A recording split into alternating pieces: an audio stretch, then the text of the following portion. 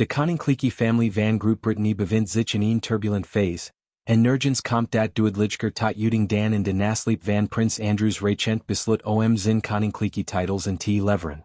Die stap markert het eind van een lang en pigeonlijk hoofdstuk voor de Windsor-dynastie, en de Britse pers is unaniem in haar beoordeling. De val van de Hertog van York is definitief en onherstelbaar.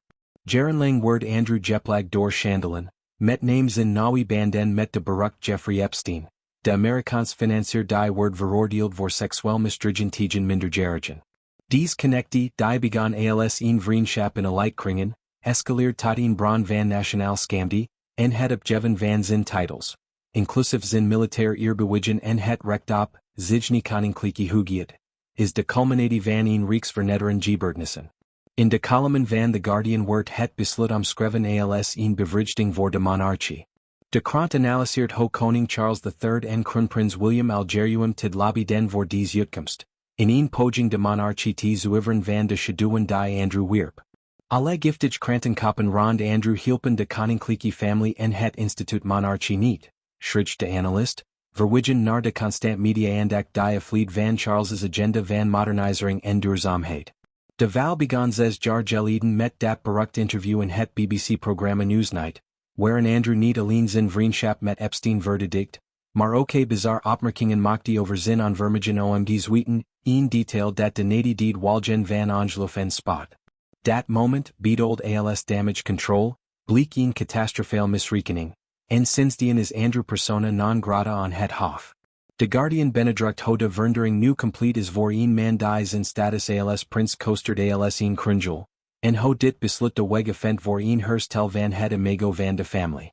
De Telegraaf, een conservative bastion die traditioneel loyal is aan de kroon, deelt deze visie maar voegt een log van urgentie toe. Het besluit wordt gezien als het hoogtepunt van een lang reeks incidenten die de koninklijke familie in verlegenheid brachten. Van Epstein's dood in 2019 tot de afgelast uitnodigingen voor staatsevenementen. In een scherp commentaar stelt de krant dat de situatie voor de koning ondraaglijk was geworden. Wat begon als een moeilijk dossier, Andrew's excentriek levensstil en financieel perikelen, muteert tot een giftige crisis, die het voortbesten van de monarchie zelf bedreigt. De persuaderige Andrew, die het wordt jeppersen als oorlogsgeld uit de Falklandoorlog, verloor geleidelijk aan geloofwaardigheid door zijn weigering om afstand te nemen van Epstein, zelfs na de arrestatie van de financier. De Telegraaf would stop de berdier implicaties. In een tid van dalen populariteit voor de royals, met debatten over relevantie en belastinggeld, kan Andrews aanwezigheid geen risico meer zijn.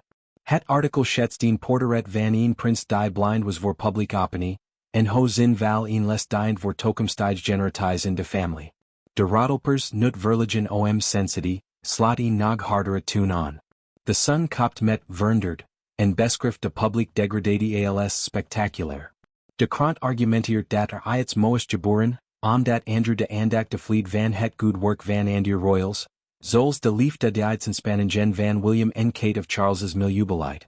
In plaats van te focussen op deze positieve ontwikkelingen, domineerden Andrew's misstappen de tabloids, met foto's van hem wandelend in Epstein's landgoed en getuigenissen van slachtoffers die zijn naam noemden. The Sun herinnert aan de settlement in 2022, toen Andrew Miljonen betaald aan Virginia Giuffre, een van Epstein's slachtoffers, zonder te bekennen een deal die hem financieel trof maar niet immuun maakte voor kritiek. De krant portretteert hem als een tragisch figuur, gevangen in zijn eigen privilege, maar zonder sympathie. Zijn val is gerechtvaardigd en noodzakelijk voor het behoud van de institutie. De Daily Mail got nog een stap verder in haar karaktermoord, labelend Andrew als inhalig, verwend en onwetend. De krant hekelt zijn aanvermigen om te begrijpen hoe zijn gedrag overkomt op, gewoon mensen, een thema dat doorspekt het hele commentaar. Zijn grootste probleem was dat hij total geen vermigen het om te snappen hoe zijn gedrag eruitzag voor gewoon mensen, schrijft de columnist, verwijzen naar Andrew's leven van lux op Royal Lodge, terwijl het land worstelt met austeriteit. De mail somt op hoe de prins 6 jaar lang elke goed intentie van de rest van de koninklijke familie overschaduwd met zijn smerigheden en leugens.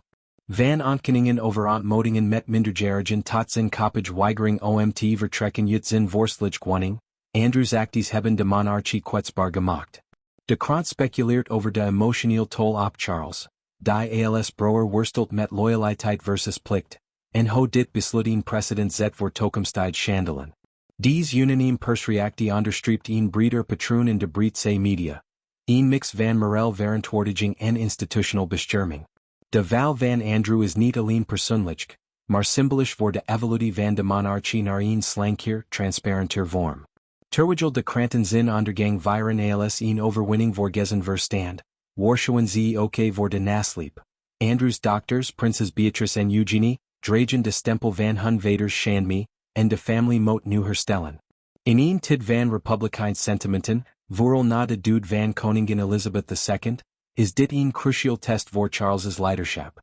Andrews titelverlies dwingt de royals tot introspectie, en misgeen markert het begin van een nieuw tijdperk, vrij van de geest het verleden.